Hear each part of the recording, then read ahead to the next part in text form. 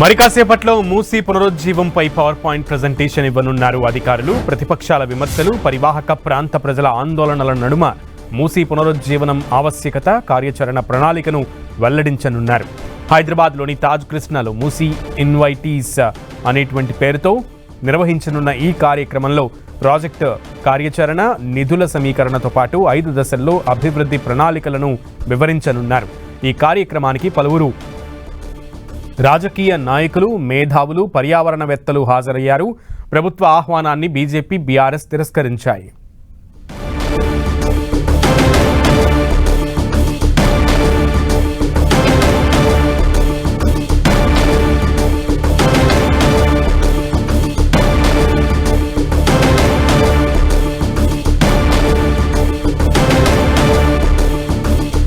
మూసీ పునరుజ్జీవనానికి సంబంధించి అధికారులు కాసేపట్లో పవర్ పాయింట్ ప్రెజెంటేషన్ ఇవ్వబోతున్నారు. ప్రభుత్వం మూసీ పునరుజ్జీవాన్ని ఎన్ని దశల్లో చేపట్టబోతోంది, నిధుల సమీకరణ తదితర వివరాలన్నింటినీ కూడా ఈ పవర్ పాయింట్ ప్రెజెంటేషన్లో అధికారులు వివరించనున్నారు.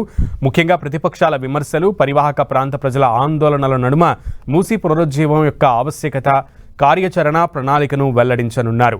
హైదరాబాద్లోని తాజ్ కృష్ణలో మూసీ ఇన్వైటీస్ పేరుతో నిర్వహించనున్న ఈ కార్యక్రమంలో ప్రాజెక్టు కార్యాచరణ, నిధుల సమీకరణతో పాటు 5 దశల్లోని అభివృద్ధి ప్రణాళికలను కూడా వివరించనున్నారు. ఇక ఈ కార్యక్రమానికి పలువురు రాజకీయ నాయకులు, మేధావులు, పర్యావరణవేత్తలు హాజరయ్యారు. ప్రభుత్వ ఆహ్వానాన్ని అటు బీజేపీ, ఇటు బీఆర్ఎస్ తిరస్కరించాయి.